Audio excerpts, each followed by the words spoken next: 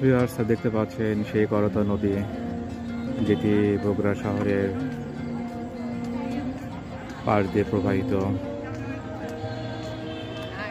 সেই নদীর সৌন্দর্য বর্ধনের জন্য নদীর পাশে নতুনভাবে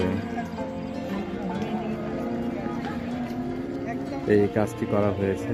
দেখতে পাচ্ছেন সেই করতা নদীর সৌন্দর্য বর্ধনের পরে যে রাস্তাটি তৈরি হয়েছে, সেখানে ভিউয়ার্স স্থানীয় জনসাধারণ তারা এখানে সেই রাস্তা ধরে হাঁটা চলাফেরা করছে।